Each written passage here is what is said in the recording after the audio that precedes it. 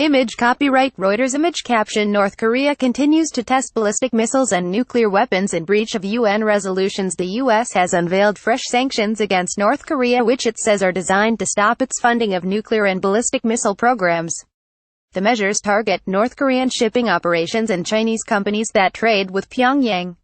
It comes a day after U.S. President Donald Trump redesignated North Korea as a state sponsor of terrorism. The North is already subject to a raft of sanctions from the U.S., the UN and the EU. The U.S. has been imposing sanctions on Pyongyang since 2008, freezing the assets of individuals and companies linked to its nuclear program and banning the exports of goods and services to the country. As North Korea continues to threaten international peace and security, we are steadfast in our determination to maximize economic pressure to isolate it from outside sources of trade and revenue while exposing its evasive tactics, said Treasury Secretary Stephen T. Mnuchin on Tuesday. These designations include companies that have engaged in trade with North Korea cumulatively worth hundreds of millions of dollars. We are also sanctioning the shipping and transportation companies, and their vessels, that facilitate North Korea's trade and its deceptive maneuvers.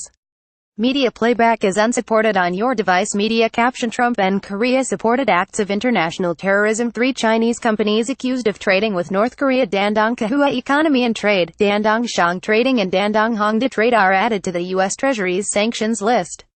Also targeted is the Korea South-South Cooperation Corporation, which is alleged to have created revenue for the North by sending workers to countries including Russia, Poland, Cambodia and China.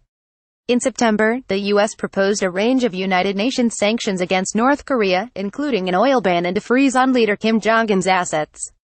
It followed the North's 6th nuclear test and repeated missile launches.